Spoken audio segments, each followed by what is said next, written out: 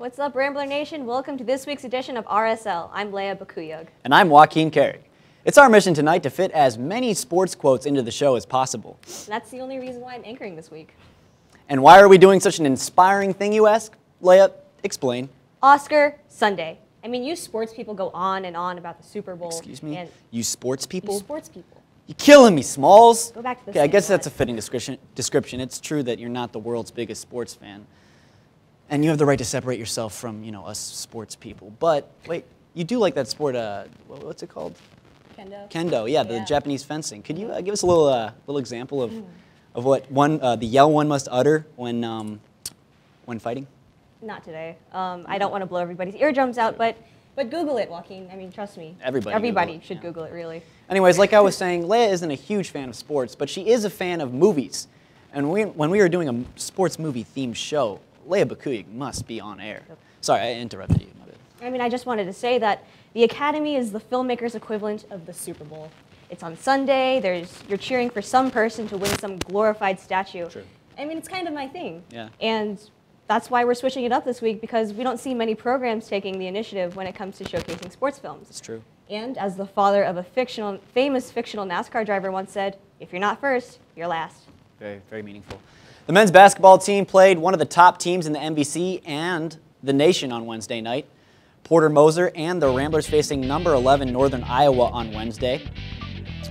We head straight to the second half. Loyola trailing 30-18. Ben Richardson hits the tray to cut the lead to single digits. Ramblers trailing 32-23. Seth Tuttle with the nice kick out. Matt Bohannon for three. Tuttle was dishing out assists like he worked for State Farm. He finds Bohannon again on the very next play. Tray ball, UNI up 38-23. It was raining all night for the Panthers. This time it was Dion Mitchell, 41-27 UNI. All Northern Iowa in this one. Tuttle sets the washing machine to spin cycle, gets the lay-in in transition. Christian Thomas back the other way, throws down the two-handed flush to make it 45-29. But it was too little too late. Tuttle finishes the tough and one right here. He and the Panthers proved to be too much for Loyola, beating the Ramblers 58-39. Tuttle led the way for UNI with 10 points, 7 rebounds, and 5 assists. 3 Ramblers finished with 6 points. Loyola travels to Normal this Saturday to take on Illinois State at 7 p.m. Number 1 Loyola men's volleyball spent their Valentine's Day in the Gentile Arena as they took on number 15 Ball State. The Ramblers opened the first set with kills from Owen McAndrews and Ben Playstead, followed by this thunderous block from Jeff Jendrick and Peter Hutz, adding to Loyola's 6-3 lead. Later in the first set, Playstead came in clutch again with his gentle tip and service before Jendrick and Hutz forced a set-winning block. Loyola defeated Ball State in the first set, 25-19. In the second set, both teams exchanged points before a Thomas Jetski kill made the Cardinals slide like penguins. Ramblers up 12-9. After exchanging points, Hutz shanked his set to Jetski to extend the Ramblers' lead before this Playstead kill clinched the second set before Loyola, 25-19. Loyola up 2-0 going into the third set before a powerful kill from Playstead blew the Cardinal player over. Jendrick kept pace with the Ramblers before a block, putting Loyola up 13-9, forcing a Cardinal timeout. Out of the timeout, both teams came out swinging, but a McAndrews block sealed the third set for the Ramblers, 25-20.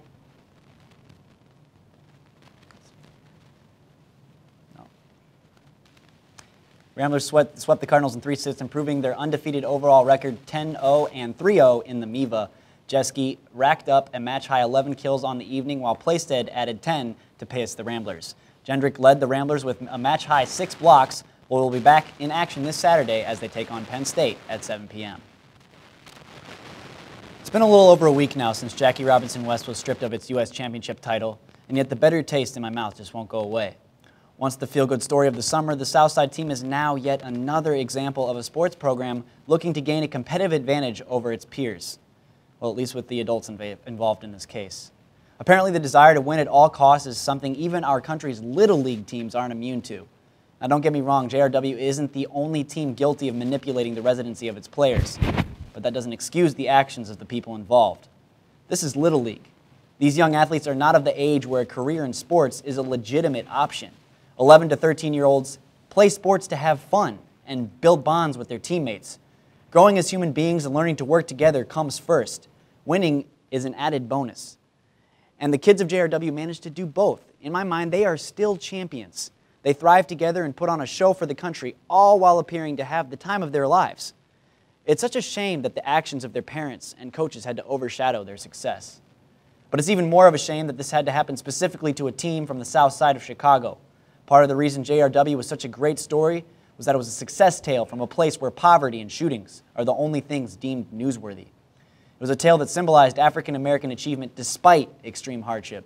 And now, because of the actions of a few greedy adults, it has turned into yet another tale of African-American disadvantage.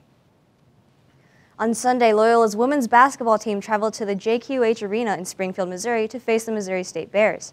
Taylor Johnson got the night started, scoring the first 4 points. Missouri State quickly tied the score until Ramblers' Taylor Manuel and Becca Smith put Loyola back on top 8-4. The Ramblers held themselves strong in the first half thanks to Johnson Manuel and Simone Law, setting the score at 38-29 at halftime. Unfortunately, the lead was short-lived as Missouri State came back strong, keeping the Ramblers at bay for the first 4 minutes after the start of the second half. Moving in for the offensive, the Bears extended their lead and kept themselves on top.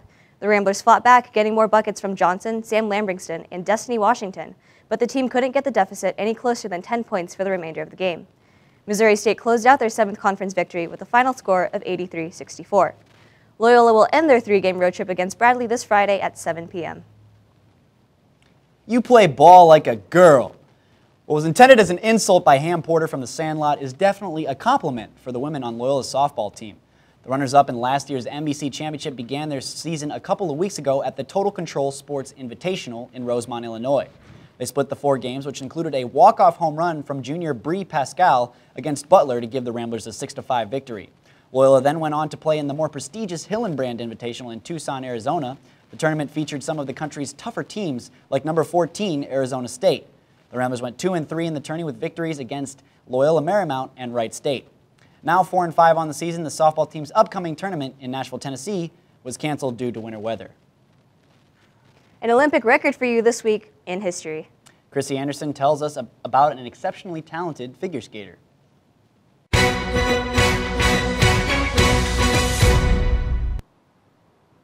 This week in history, on February 20th, 1998, Tara Lipinski took home the gold medal for figure skating at the 1998 Olympics in Nagano, Japan.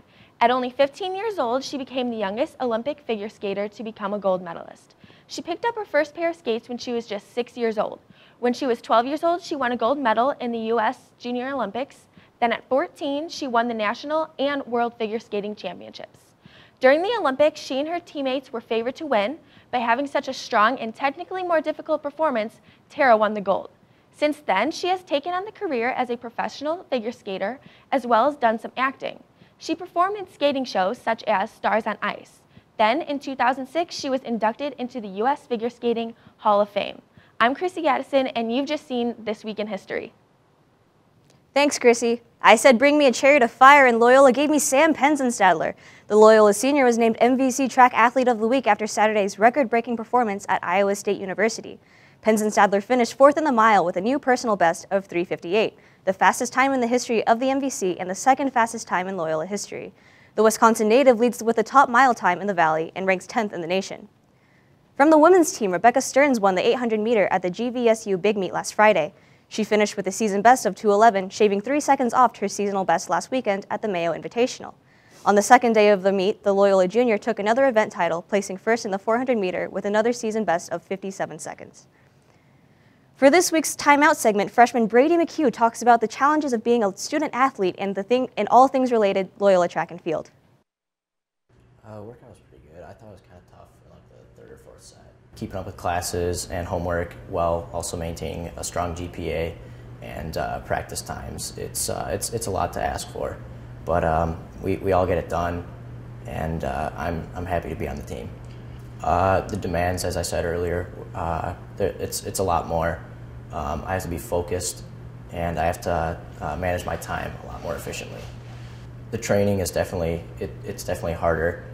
For the most part, I think I've adjusted pretty well, and my teammates are good training partners, and they help me out a lot. Without a track, training it gets pretty hard. Our bodies, it takes a toll on us a lot, and whatever we're doing is obviously working, because we got some guys running some really fast times. But it's definitely kind of a nuisance when you don't have the correct facility to practice in. So what we need a 400-meter track that is Mondo surface. What we have is rollout mats and pads, and the curves are tight inside the Gentile Center, and it's not really conducive to effective training sometimes. The track and field team will be traveling to South Bend this weekend to compete at the Alex Wilson Invitational. The men's golf team kicked off their spring season earlier this week. They finished third at the Bronx Intercollegiate in Edinburgh, Texas. Junior P.J. Reiner channeled his inner Happy Gilmore. Well, not his unconventional swing method, but his successful finishes. Reiner led the Ramblers with a team-best 229 strokes over 3 rounds of golf to finish in 5th place individually. Freshman Garrett Buckley also had a successful tournament, finishing with 234 strokes and rounding out the top 10 in the leaderboard. Loyola has almost a month off before they head to North Carolina, my home state, for the Pinehurst Intercollegiate. Students from all over the world come to Loyola to further their education and also to play sports, I guess. Kristina Carbonara caught up with some international athletes to figure out why they left their homelands for Chicago. Loyola's athletic department is not the most diverse in the Missouri Valley Conference. Although most of the athletes come from the Midwest, a few did cross the globe to play sports here in Chicago. I had the opportunity to interview 3 athletes who traveled and asked them why they traveled thousands of miles to play sports here at Loyola. The first athlete I sat down with was James McLaughlin, a long jumper for the men's track team. It's a place called Wyndham in England, so it's about 100 miles east of London, and it's quite a small town. It's only about 12,000 people. The idea of living in the US when I was younger, and I knew that I was reasonably good at sports, and the problem with university in the UK is if you want to play sports, they don't give out scholarships or anything. So if you want to keep playing sports at high school, then you either need to be a professional or you need to just continue, in track and field anyway, you need to continue the club structure. There's a lot more exposure in the UK, so, you know, top 2 or 3 long jumpers in the UK, people on the street would probably know who they were. The second athlete I got a chance to catch up with was sophomore Elliot Collier, a forward on the men's soccer team. New Zealand doesn't really have the greatest soccer opportunities, and so this would be a good pathway to get a playing soccer and get an education at the same time. But over here it's a lot more physical, it's faster, and more focused on the physical athlete rather than the skillful player, I guess. And last but not least, I sat down with Julius Rajala, a Finland native and forward on the men's basketball team. It's a lot more, tempo's a lot faster here. It's more physical, and it's just more physical. I'm not sure because over here you only have one professional league, but in Europe you have a bunch of, every country has their own. There's a bunch of different leagues. Most of these athletes plan on returning to their homeland in hopes of pursuing a professional athletic career there. For Rambler Sports Locker, I'm Kristina Carbonara. Well, there's no place like home, right? Hey, look, there's an Oscar-nominated movie there that quote is from. Yeah, what's not really the film? Sports movie. Wizard of Oz, come on. I mean, walking can count as a sport, right? I guess. I don't know. As we said at the top of the show, it's Oscars week. We don't have any golden statues at the ready, but let's see which movies our contestants on the Ramble think is the most championship worthy.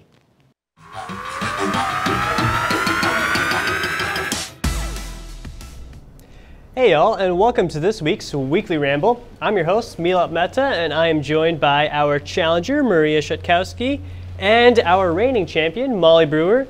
And here, because we win so many awards at the Ramble for being awesome, we're going to talk about some other award-worthy performances. That is cinematic excellence within sports. So, Molly, let's start with you. What is the greatest sports movie ever? So for the greatest sports movie ever, I decided to go with Space Jam. I think that Space Jam is the best sports movie on the planet and in history, all because it has so many elements to it. It's the best combination of animation and imagination as well as real-life athletic drama. There's a lot that you can't beat with Space Jam, so that's my pick. Oh, definitely, and all those Michael Jordan shirtless scenes. Whew. Maria, what are you going to counter with? Well, Milop, I'm just gonna have to say, quack, quack, quack, quack, quack, quack, quack. There we go, quack. there we Woo! go. We're gonna go with Mighty Ducks, one of the best trilogies in sports history, and definitely of the 90s, hands down. You got Gordon Bombay, easily one of the best coaches in one of the best sports, hockey. You have Twin Cities, Minnesota, you know, everyone loves hockey, and one of the NHL teams was basically created in honor of a Disney movie, that Anaheim Ducks, formerly Mighty Ducks, now just Anaheim Ducks. Yeah, that's kind of a rough spot. You know, I was really upset when the Mighty Ducks changed to the Ducks. That really needs to go away, but it's okay. It's not like I'm bitter or anything. So, are you not entertained? We're counting Gladiators, a sports movie. Just pretend. Molly, so yes, you know, Space Jam was amazing, but I mean, it was just kind of like a traditional basketball story with some Looney Tunes thrown into there. How does that beat the message and the passion that was from the Mighty Ducks? Well, I would have to say, Milab, I think that you can go a lot further than just saying that it's the Looney Tunes and basketball. You really can't beat the cast of Space Jam. Not only do you have Michael Jordan, a world-renowned basketball player, known so many levels, you've also got Charles Barkley, and you've got Bill Murray. Bill Murray you really can't beat. He adds a lot of humor to the movie, as well as the Looney Tunes, which I don't think are much to diss, so. Very true, very true. I do love me some Bill Murray. Maria, what do you got? Oh, actually, no, it's not that part. I have to ask you a question. Oh. So, yes, you know, we do have some great moments within the Mighty Ducks, but in Space Jam, you did have Michael Jordan, Bill Murray, the voice of Homer Simpson, Bugs Bunny. How do you counter all that star talent and just awesomeness into one picture? Well, again, besides Coach Bombay, you got Goldberg, you know, Goldberg. You got Averman, you got Conway, you got Banksy. The cast itself speaks, you know, speaks for itself. The kid actors, everyone loves Michael Jordan. He's a great NBA player. But his acting career didn't go much further. You know, there wasn't a Space Jam 2 or 3 like there was a D2 and D3. They take on Iceland as, you know, 12-year-old kids. It's pretty, and win in the Olympics. You know, it's pretty. All right, all right. That was very solid. Looks like we've got some pretty heated competition right here with the movies. Molly, go ahead, rebut that D2 argument.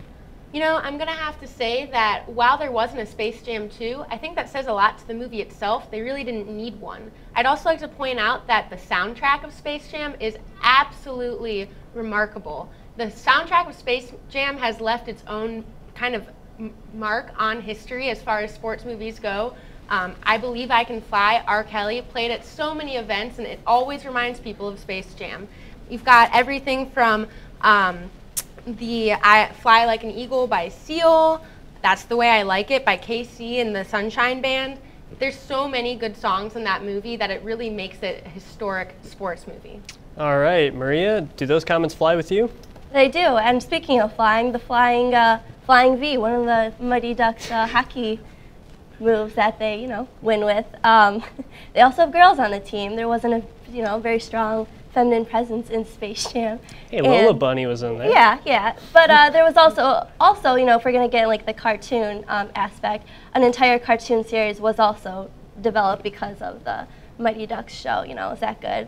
A professional team and a cartoon. You know, if I wanted to listen to a bunch of movies or songs, I'd put on the radio. I wanted to watch hockey. I watched the Mighty Ducks, which is a sport. It's my childhood, you know. All right. I grew up quacking. Yeah. Very, very well done by both of our contestants. And even though Space Jam ranks higher for me, I'm going to give this one to Maria. I really felt very passionate about the Mighty Ducks, even more so, despite the fact that she did step on a couple, you know, bruised toes with the Mighty Ducks twice. Their TV show also got discontinued. I mean, who knows what people have against the Mighty Ducks, but they are amazing. And now we're going to kick it back to you all at the desk. Wow, that was definitely an Oscar-worthy Rambler right there. Was it though? I mean, Space Jam's Mighty Ducks? I mean, they could have mentioned something like Rocky, but it's okay, you know. I have mad respect for the selections that the contestants made. I guess. Anyway, some great sports movies were mentioned in the Ramble, and here are some more in a montage of inspirational speeches by YouTuber Two Sons No Women. Here it is, your viral video of great moments are born from great opportunity. You shouldn't have any doubt in your mind about what you're supposed to do tonight and about how you're supposed to do it. This is your time. No, I don't want them to gain another yard. We got to go out there and we got to take it. Take their game and you shove it right back in their face. That's how winning is done. Team is something you belong to, something you feel, something you have to earn. If we don't come together, It's over. And I guarantee a week won't go by in your life you won't regret walking out, letting them get the best of it. I'll ask you one last time. To be the best that you can be. Play like champions. Win. It's about heart. It's about who can go out there and play the hardest. It's about how hard you can get hit and keep moving forward. I don't care what the scoreboard says at the end of the game. In my book, we're going to be winners. In any fight, it's the guy who's willing to die, Willing to take the hits. who's going to win that inch. Let me tell you something, you don't let anything, nothing, come between us. On this team, we fight. And we shut them down because we can.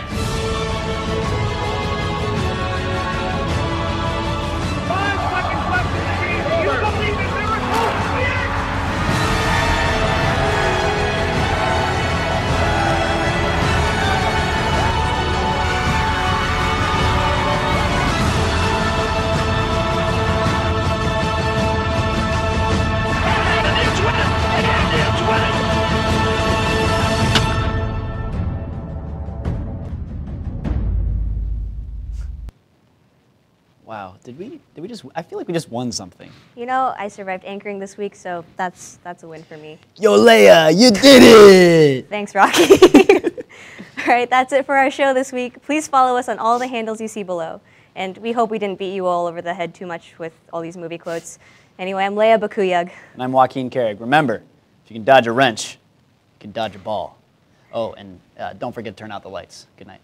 Watch the Oscars.